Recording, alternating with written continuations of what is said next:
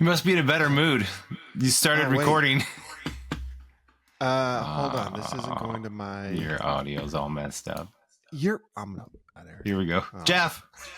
Yeah. Bring on the emails. It's funny because I just called him out for not talking tech to us. This whole thing is... Hold on. Jeff, Rick needs help. I swear to God, I was in a good mood. Took care of that. That didn't take long.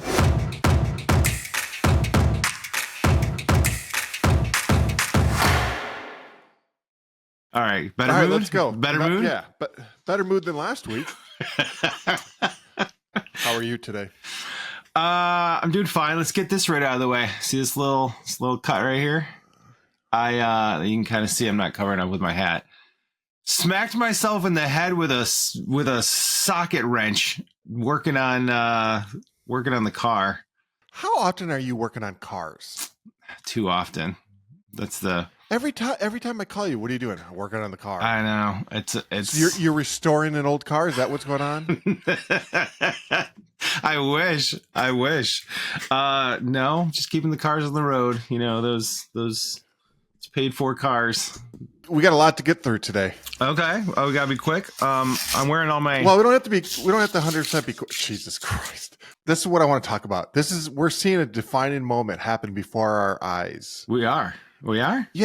Yes. You can't just talk. Like, for some reason you have to have, like, I had to come up with a defining moment, or not even a defining moment, something to talk about this week. And you're like, because you know how it's going to go if I don't know the topic. But that's not true. Like, it's not like before I come and hang out with you in Michigan or you come down here. It's not like I'm like, all right, here's the topics we're going to talk about. Great. Okay, so I'm going to address this. So this is actually part of this is part of my new segment that we're introducing to the show. I wish I had the time or effort to do a graphic for this new segment. That is called. Eric is ready to talk about it now that his brain has had time to process it. Is this old topics that we almost... that I couldn't discuss? So you brought up on the last episode that this exact same thing, right? When I was talking about my brain doesn't work very well, and you're like, that's not true. If we were in the car, you can come up with this stuff right away. That's a true statement. The difference between those two scenarios is that's a conversation in a car between the two of us.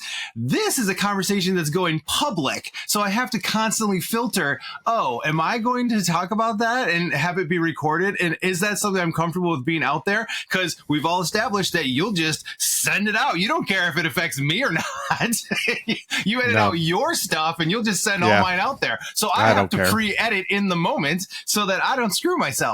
So it's a really big difference between it's a really big difference between the two. Fine, whatever. What's the segment now? It's things that Eric's ready to talk about. Eric's ready to talk about the following topics now that he's processed the info.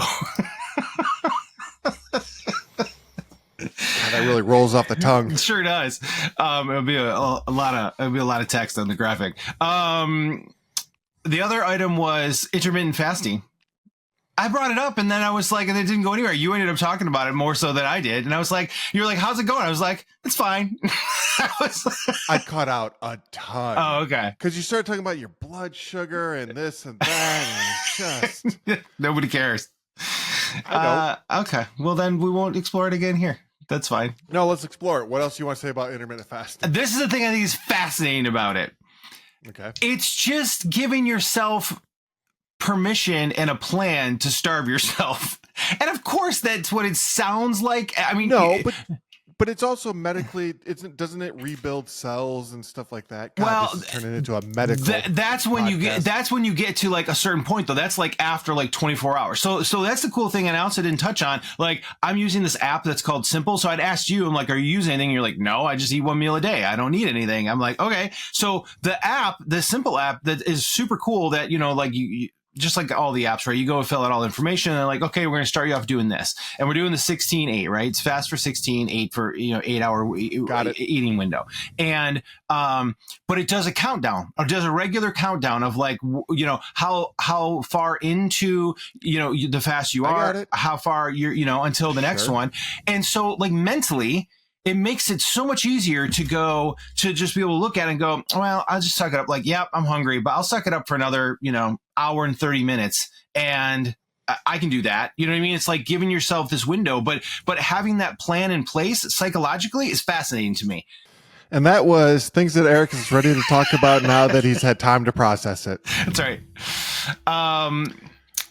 And then the other thing that I wanted to return to, you said you've got a bunch of stuff. The other thing I wanted to return to. I don't really have a bunch of stuff. I do have one thing that I'm okay. trying to work through in my head, but go ahead. Okay. I got to think too after this, but was your question last week about parenting. You went down this path of like, do you think you actually stated it very eloquently, like, in terms Always of. do. Yeah. Sure, we'll keep that in. Wait, let me make sure I got that one with no stutters or anything.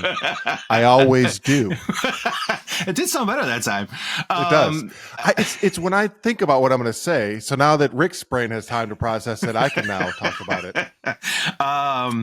But from a parenting perspective of things that you think do better or, do worse or, those types of comparisons between, the way our parents parented us versus what we're doing with our kids. Yeah. Was there anything that I only spoke about that and then we just kind of moved on. You didn't talk about if there were any examples or samples or things that, that you had from your life.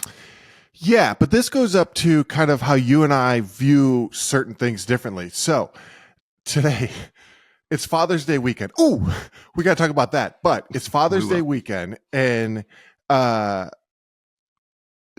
normally don't eat desserts and stuff. So this weekend, I saw someone did this on TikTok. They had a honey bun.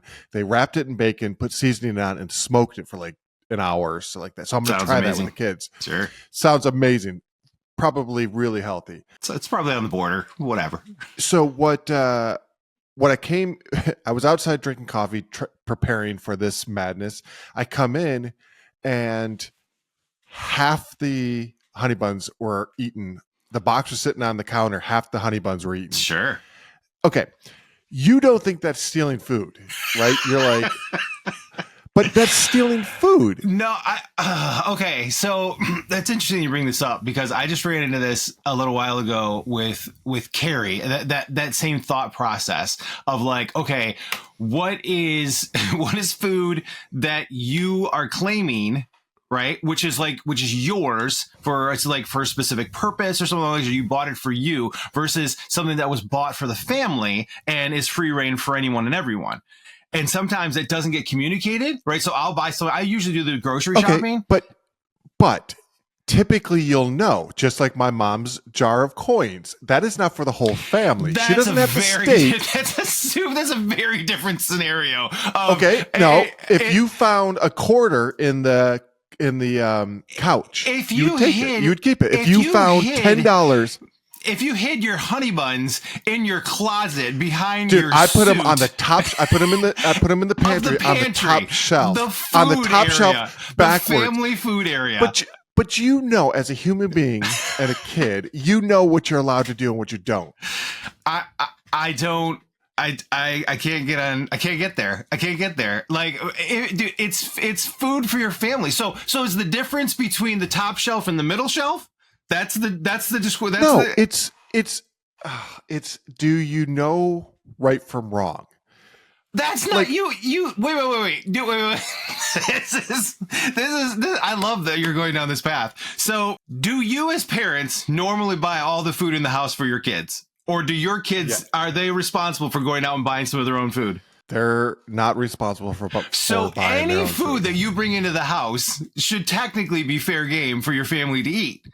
Unless it gets specified in some way, shape, or form. So with that logic, let's say it's my birthday tomorrow and Gigi goes out and buys a cake. Mm-hmm. In your mind, that's fair game unless we specify that it's a birthday cake for tomorrow.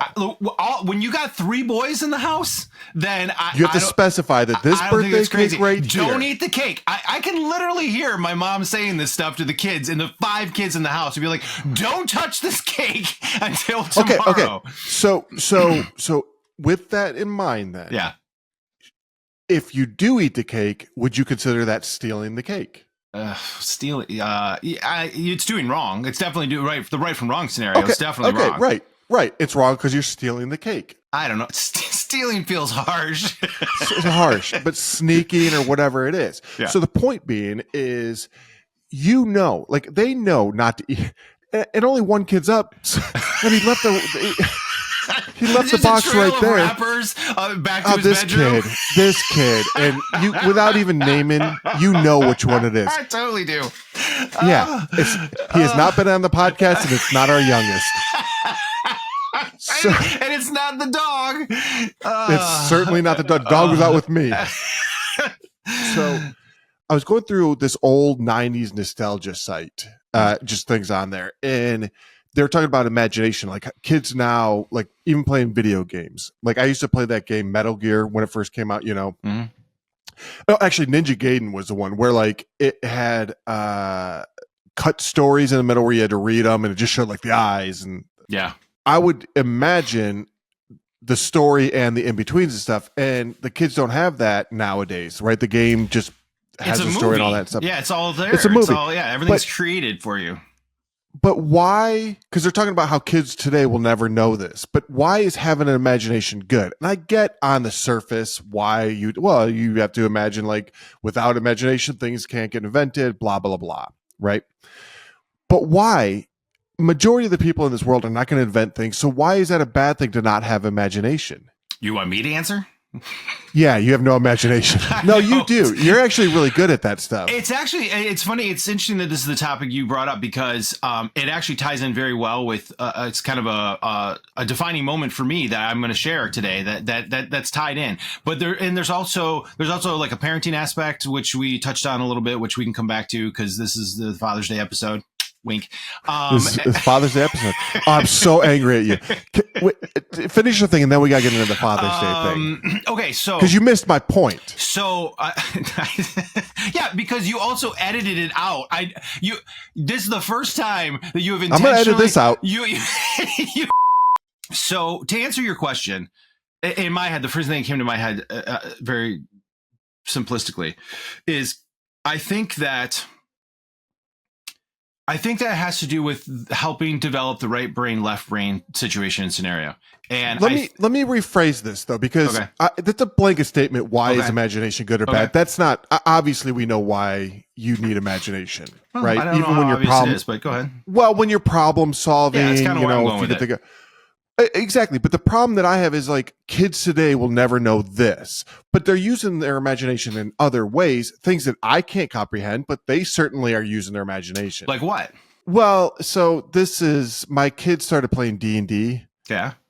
So he's using his imagination that way. Yeah. But just not in the video game sense. Like they're like it's like a movie. Okay, but they're still problem solving. They're still figuring creative ways out to do something. When I watch these kids, especially Caden, when I watch him play a video game, it's not like he's actually pretty good. And you can't just be pretty good if you're just straightforward. I'm just going to go shoot people. Like you have to be creative. So my thing is why is, and it gets into the larger question, and I don't even know if this is 21 minutes in, if this is the right time to bring this up, but like AI is going to take over a lot of imagination, right? And I start thinking, it's like, okay, but why is that bad? It's the way we think of using our imagination, but you're going to use your imagination in a different way. Yeah, so I don't disagree. First of all, am I explaining this properly? I get it. I mean, I get it. I get where you're going. Help me fill in the blanks because I in my head I'm working it out still. No, so of course, I get where you're going with it. I don't disagree with you. So this reminds me of like I think I may have even referenced this on a previous podcast. That like Gary Vee, I love listening to Gary Vee, and Gary Vee, like he got interviewed at one point where he is super pro. My kids can use tablets anytime they want, da da da da. And then there's a mentality out there of that's bad. It's bad for your kids, right? Like you shouldn't have your kids screen time all the time, da da da, the whole thing. And he's like, screw that. He goes, when are my kids ever gonna not have tablets in their life? Never. This will always be a part of their life for the rest of their lives, no matter what. Right? This is the technology. This is the maybe trajectory of how. Well, unless it's going to develop and into another form of technology, in which Exactly, case, yeah. that's his point, is you're going to then adapt to that thing, and you're going to have to adapt to that technology to move with the times, right? That's so the old way of doing things is no longer, relevant or important. I think there's a level of it, of what you're touching about here, that falls into that same category of, But to that, isolation. Like when you're watching an iPad or whatever, the kids are isolated there. Where back in the day, if you were playing a game, it was more social. Maybe not now, like if you look at online play, but we would play with each other in a room, video games, or watch a movie together. Now the kids are so isolated that yes, they know the tablet more than our generation did, and how to navigate it. Mhm.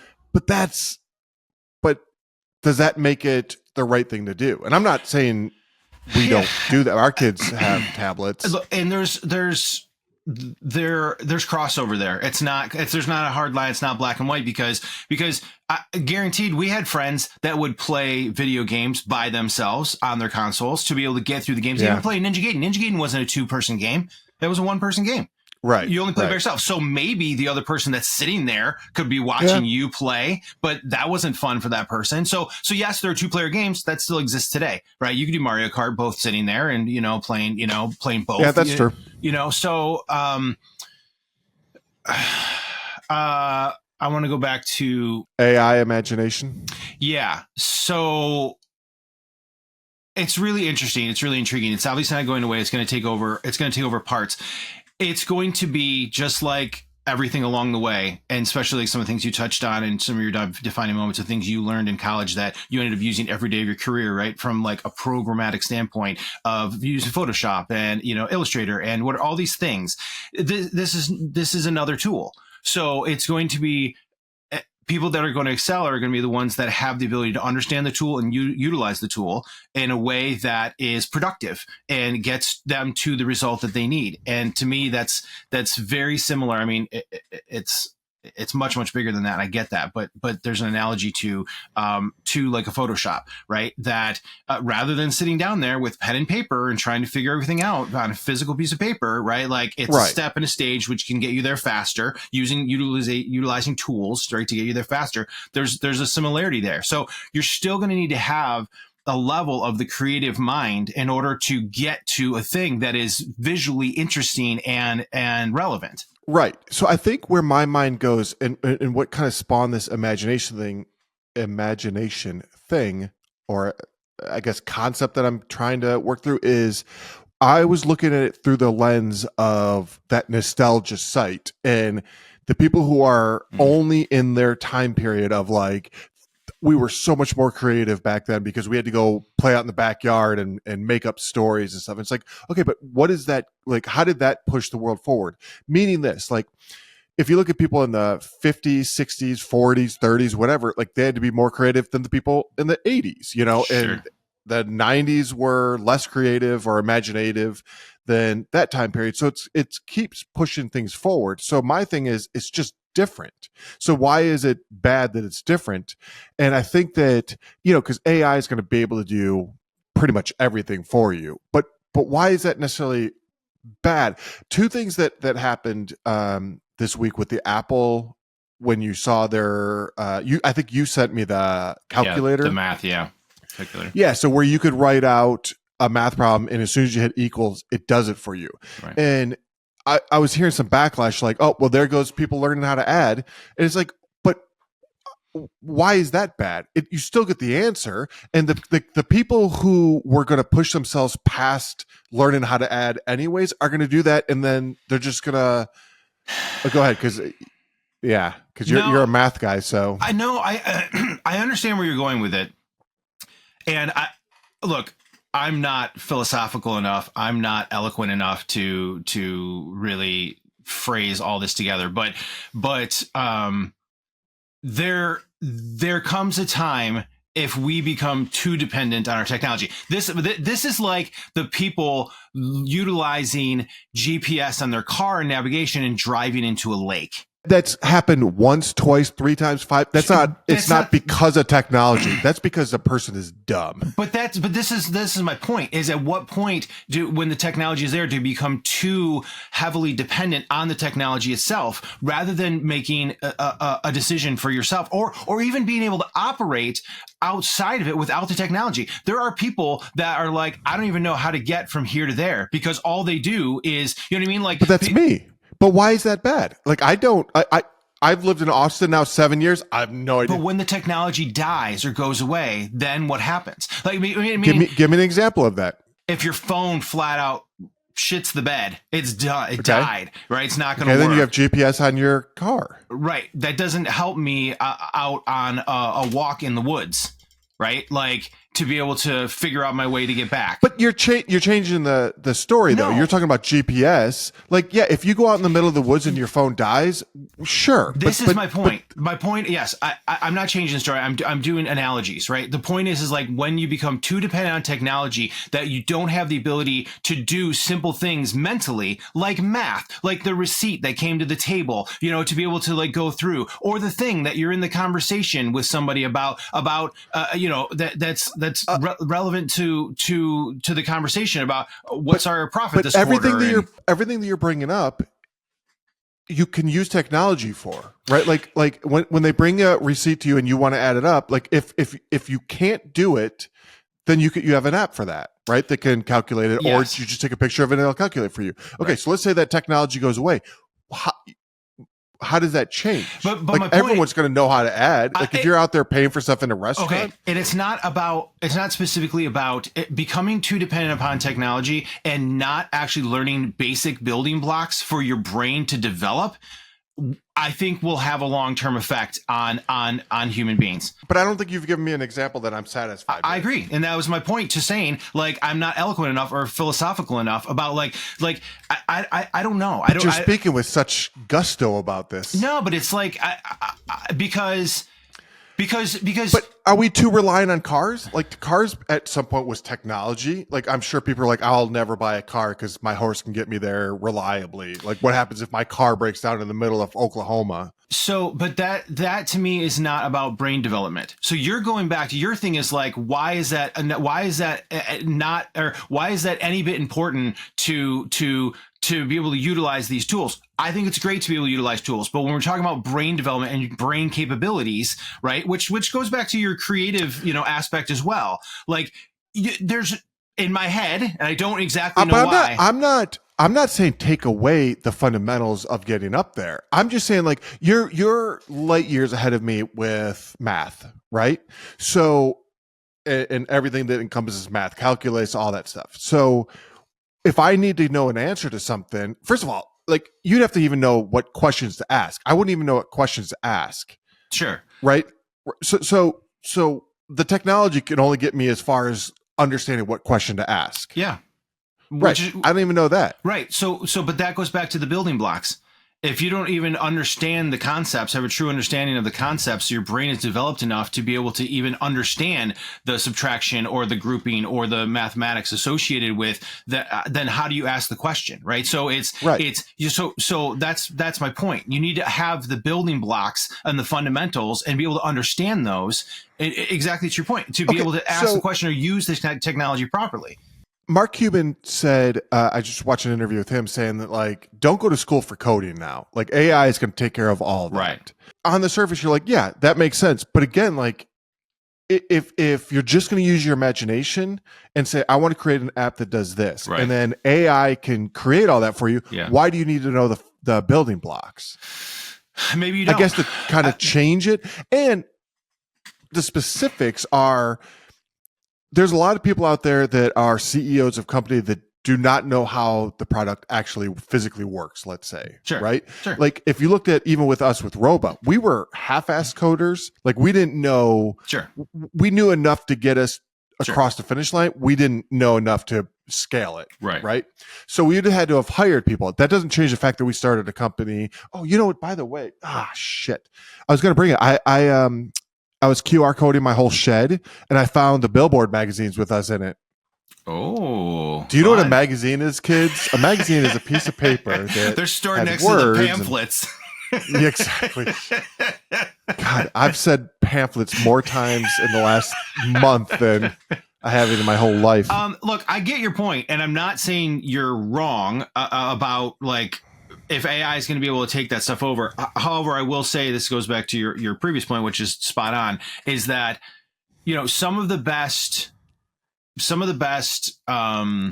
leaders or managers or program managers or whatever that I've seen or worked with are the people that have done it so they understand it, right? So Understand, correct. So you can say, well, I want an app that does this. If you don't actually know or understand what it's doing, then you're not going to know how to tweak the thing. Kind of. I get it. Because look at the so-called people who are the best leaders right now, right? Like, think of whatever you want, and the guy who, I don't want to say his name because I think he listens, the guy who is a CEO of that car company that's electric. I have one. Because it's funny. I trashed him last week and we got a new update. And now you're like, I'm not going on auto drive.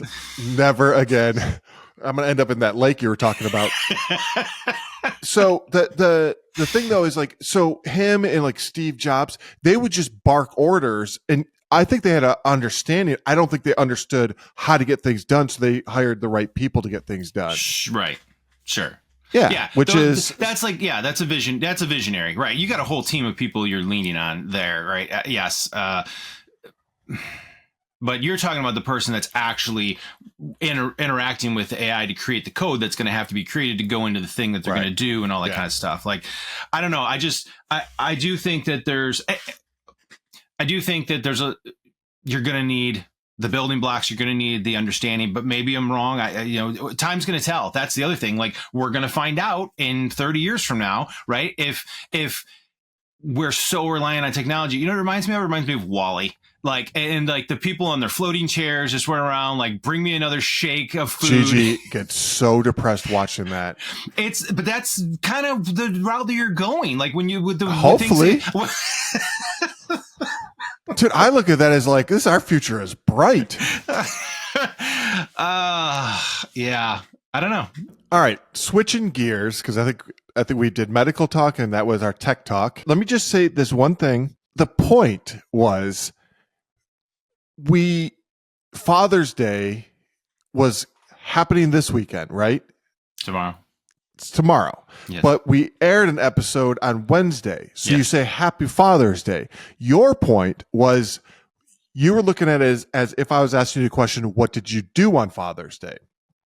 But I'm looking at his point as like, hey guys, Christmas is next week. We're off next week. Merry Christmas. That's how I was looking at it. So that's why it became our Father's Day episode. Now we're recording this the day before Father's Day. Mm-hmm. So it's going to air after. Yeah. And I think we're both saying the same thing here is I was right. Oh, you had me right up until the end. So I get it. And I said this last time, I can go either way. I get it. You're caught up on it. To me, for this recording, it's more natural for me to go, hey, Happy Father's Day, because it's tomorrow. Right. And we're going to talk about I understand that. We're going to talk about some Father's Day related things. And so I understand that. So I understand it's going to air on Wednesday, right? After Father's Day. Yeah, I understand that. So, but it's still very natural for us for that gap in that window to be there with everything that we do and how we normally operate. This conversation, and what I've liked about the fact that I can edit this is basically our relationship in a nutshell. Yeah. Like I say, hey, Happy Father's Day. And then you just immediately go into well, it's not really Father's Day because it was last week and we have to do this. And what's funny about that is that's actually the opposite of what actually took place both today and last week. It was the opposite scenario. You're the one that jumped in. It's not Father's Day. That's literally your response. So you just did a flip.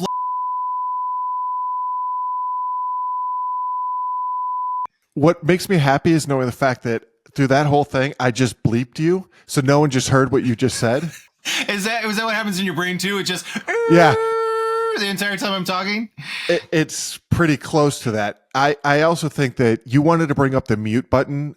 First of all, I don't think we're good enough to mute because in all honesty, I would just mute you. Absolutely. But that's why time. we'd have to put. So, okay, for the listener, when we went to go start this podcast, I was pushing that I think it'd be a fun aspect to the podcast if Rick and I had the ability to mute each other. I actually went down the path of like contacting a developer. Now we should probably just use AI and go down the path of, so I've got a button over here and I just go bang and it mutes Rick for like 20 seconds, right? So that I can talk, maybe 10. I don't know. We hadn't worked all that out or whatever. But we have the ability to mute each other, but you only get like 3 per episode. So that's the important part. And so like during the recording, once we log in, you get 3 of them. And you can use them back to back or you can use them sparingly. Yeah, but that's a lot of power, correct? To be able to mute someone during a conversation? Oh, for sure. You know, it's even a more bigger power than that. Editing. Yeah. Trust me. You think I don't remember you think I don't remember this stuff? I get it. This is the chance I take by showing up each week to press the record button. All right, homeboy, get into it. It's 40 minutes in, which hopefully we'll edit this down to 10 minutes. Okay. A couple things, just along those lines before I get into, well, I'll edit one of those out. One of those was going to be like just on the parenting note about the Detroit Zoo. We didn't leave any of that stuff in when I like my rage associated with going to the Detroit Zoo for whatever holiday it was. I've never heard this. A few weeks ago now. Oh, I thought we talked about it. Maybe I saved it and then we didn't end up touching on it. Wait, did you see that video I sent you of the camels getting free in Cedar Park? Oh, yes. Yeah. At Cedar Point, right? Or Cedar Point. Yeah, Cedar Park's, that's where I live. Cedar Point. I did. And I had the same immediate reaction that a lot of the people commented on, which was like, you people are crazy if you're just standing there watching this thing happen. Like, this goes back to that common sense scenario. But the other comments were the ones that I had. I didn't know Cedar Point had camels. Like they got lots of different areas. It's like the safari, scenario. I do not remember that.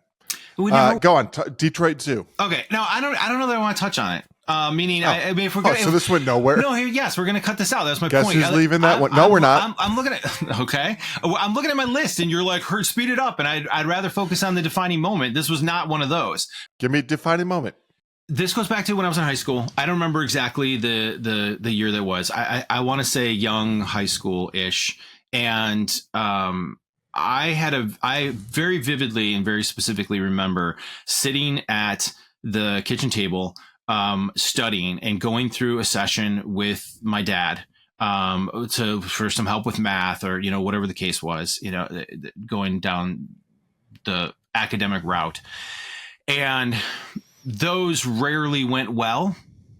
Those sessions, because you didn't have AI, and maybe AI will be helpful for the younger generations. But I vividly remember thinking about how black and white situations were for my dad in my dad's head. And he is like the consummate engineer, an engineering brain. And he's been incredibly successful in his career and in his life and how that worked, for him.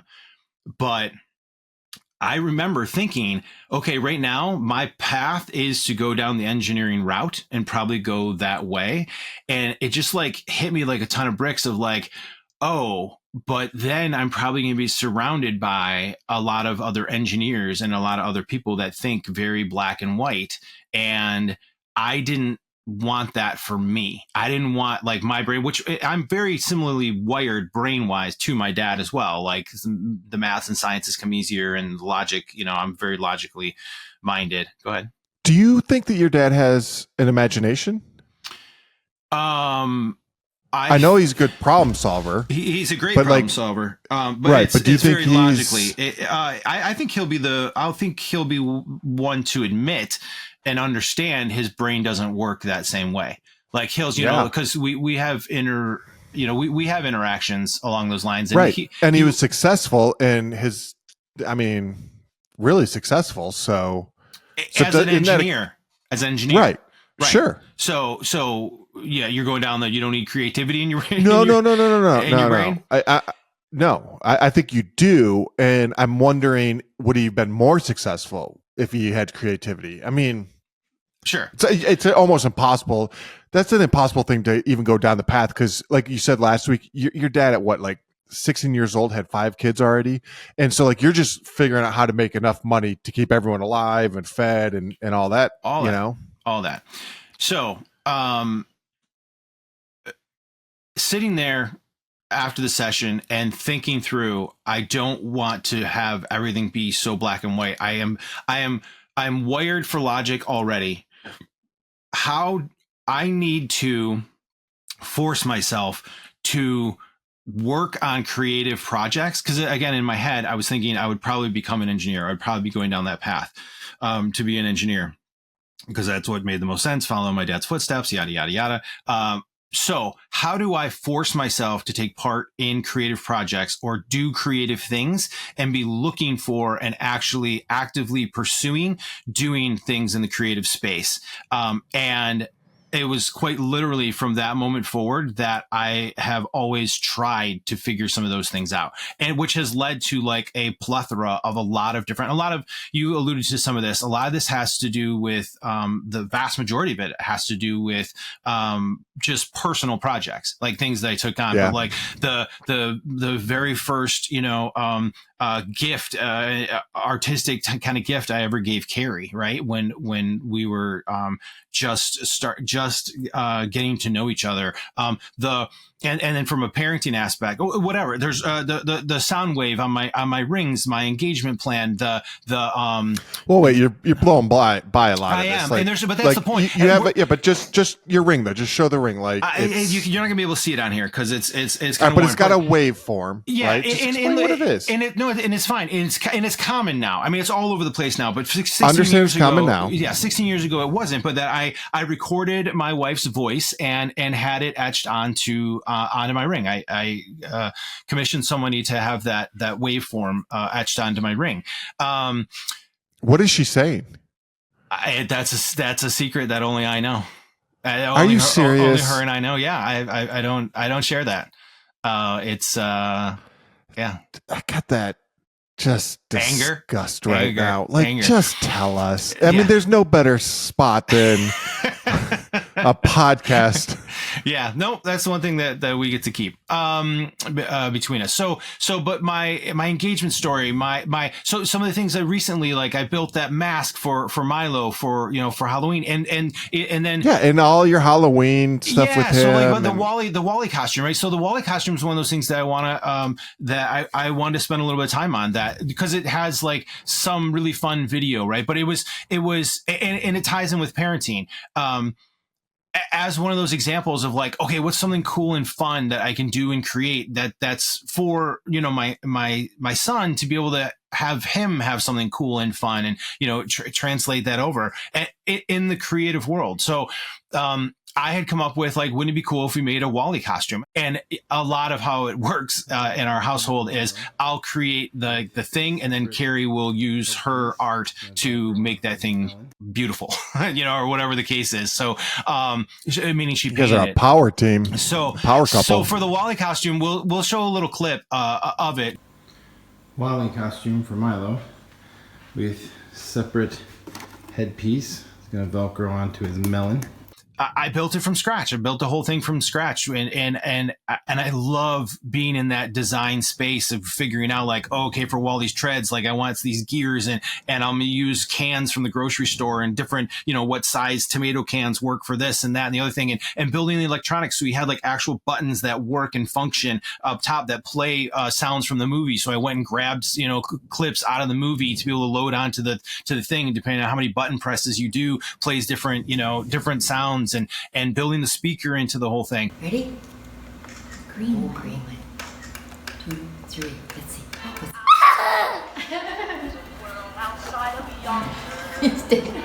I absolutely love it. That's like my happy place. And one of the things that ties into parenting and Father's Day for me is when inevitably, almost always when I'm working on these things, it ends up being like very late nights and working into the evening because you still got to, do your day job and all that kind of stuff. But there was one of the nights that was just before, it was literally the night before Halloween, and it got past midnight. It got past like 1, 2 in the morning. I was struggling with loading these files because I couldn't figure out what was happening that wasn't working right. And it was because I was loading them on a Mac and it was loading these hidden files rather than on a PC that I ended up figuring out. But yeah, it was ridiculous. It made me very frustrated. But it got to this point at like 3 in the morning ish, and I was like, okay, I got to be up at 5:30 to get ready to go to work, right? So I'm now down to that crunch time of like, okay, if I don't just push through, then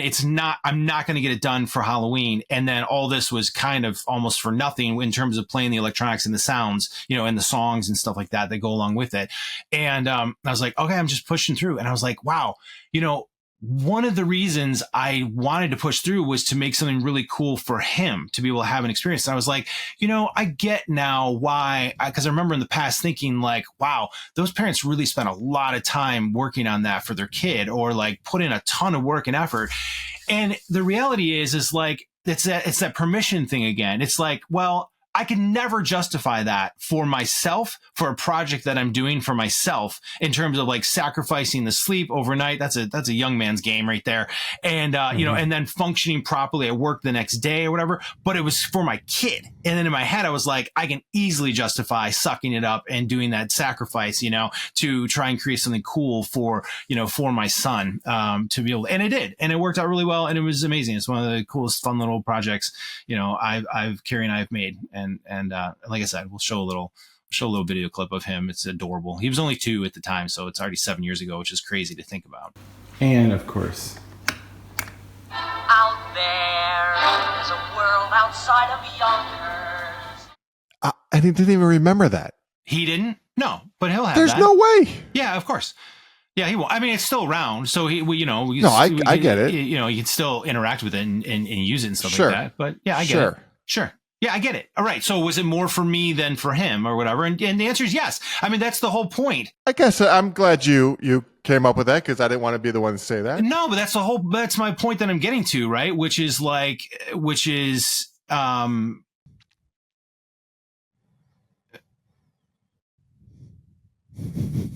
you glitch? Yeah, what's going on here? Yes, my brain glitched. I'm trying to figure out how I want to state that. That goes back to my defining moment of wanting to work on things in a creative manner, and how do I build creative things into my life. Like, it's funny that like you go from black and white, like you don't want to be black and white, so to add color in and the creativity of the colors and stuff. So you black and white flip the switch. You were like off, and now I got to be on. It's like, it's funny how your brain works like that. Where mine is like incremental steps to get to a thought process. You still have that black and white. All right, I got to be creative. Switch on. I don't think it works that way. I think you're right, but it does. No, it doesn't. I'm not, because everything I say is always right. Oh. And the second part about it, speaking of black and white, you literally just said that like it was that moment where you go, I'm not going to be black and white. I'm going to add creativity to my life. Right. And that's but you have so many of those moments. Go back to that, the car going up the stairs or whatever it was. Uh-huh. Like you had that moment is where someone said, you got to think outside the box. You go, all right, from now on, I'm just think outside the box. Yeah. So of course, but that's my point. Like that to the defining moment of my brain is wired a certain way. So I have to actively think about how I'm going to. No, I know. That's what I'm saying. Oppose the way that I'm wired to be in a more creative state, or to do things that I enjoy and appreciate more. Yeah, it's how our brains are wired. No, I know. I'm not attacking you for this. I'm just saying, like, at no point do I, at any point in my day, I go, I need to be creative. Like, sure. It's just part of my world. Now, I would have to say there's times where I go, all right, I need to focus on reading. First of all, did I tell you I think I'm dyslexic? You are all over the map, man. Today I am. It's Father's Day. I don't disagree. I have been all over the map today. Yeah, even when I started, you just like kept like trying to like go a different direction. No, you're right. Like now that you say that, it's very much like a cat with a light. Like I just. But I do think that it has to do with how your brain is wired versus how my brain is wired. So and another example, like I use this with Carrie all the time. Like my brain is not wired to, in that creative world, like aspect, to be able to come up with like a story on the fly. I know it sounds ridiculous. It is very difficult for me. I know we've had this conversation Yes. before. I wanted you to like just start any story, and you're like, I can't. I'm like, just start with Once Upon a Time. Like, let's start there. It's and of course I can come up with like very simple, dumb, basic things, but nothing that's actually like fun or interesting or goes in a way that makes sense or like whatever.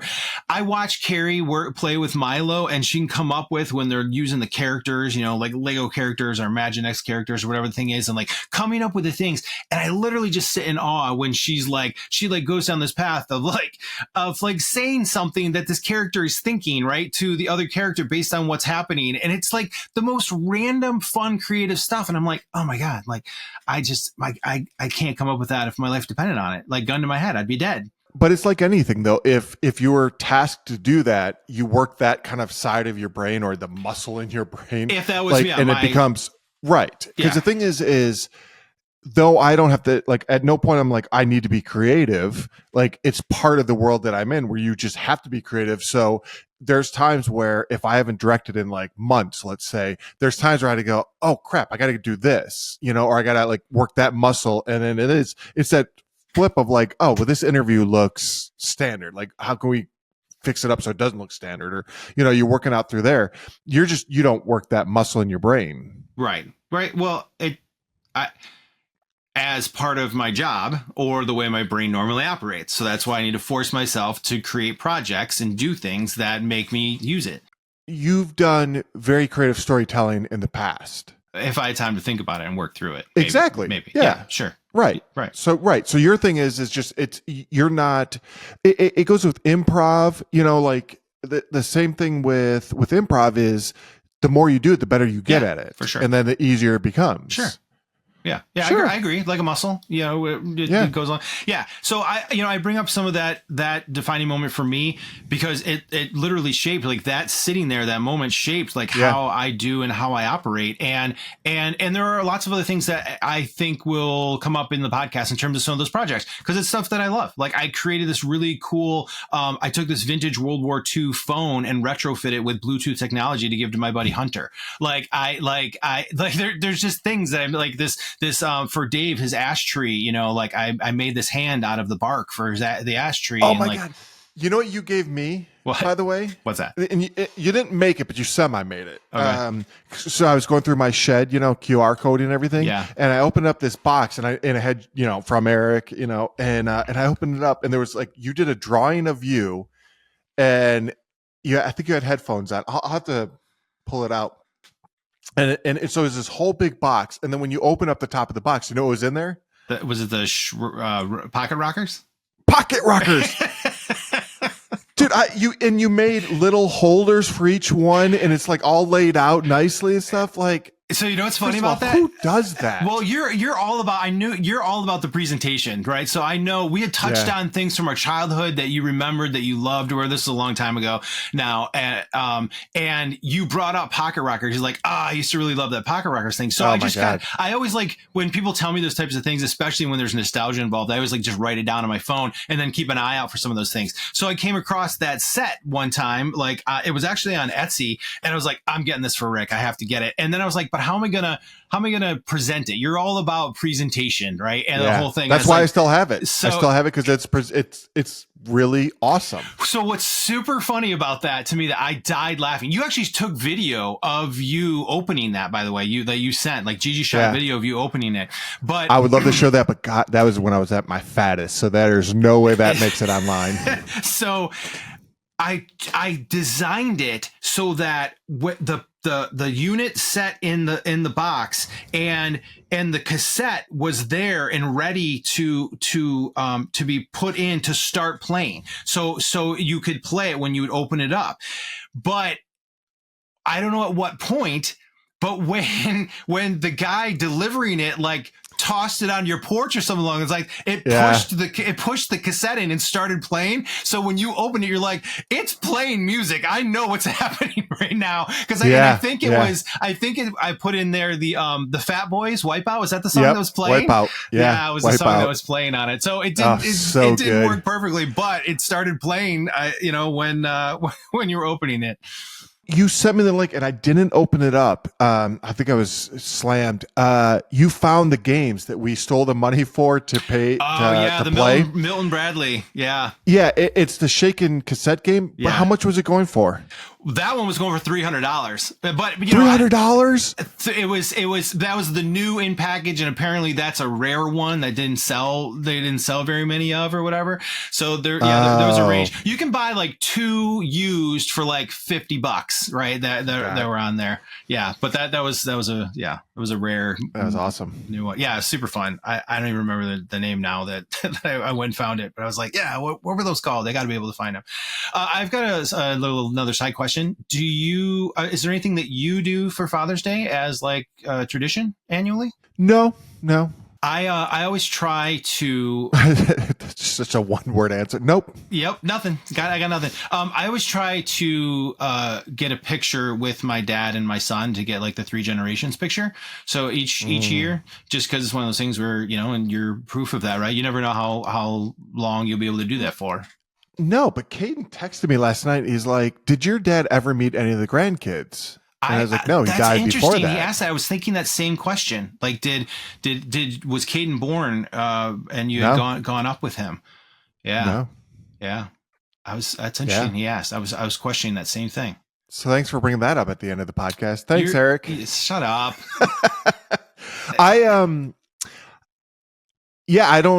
don't like Father's Day. There's nothing really. I mean, it's just kind of another day. Okay. Well, that's unfortunate. You should start making demand. Yeah. You buy some more honey buns and. Oh yeah. Evidently I'm going to start a new tradition. I'm going to buy, 9 come in a pack, not 10. I don't know why it's 9. I'm going to start a tradition where 9 come in the pack and then I force feed 5 of them to whoever ate the ones today. You're going to sit here and eat all of these. So, going back to that, because I don't know that it really went anywhere. Do you think if you put a sticky on it that said "Don't eat," do you think that would work? No, because we tell them not to eat stuff. We tell them, anyway. And then it's gone. Yeah. Yeah. I'm going to start calling the police on these kids. Oof. Please record that. I'd love to hear that conversation. All right. Are we good? I think we're done. Are we done? We're done. Are we done?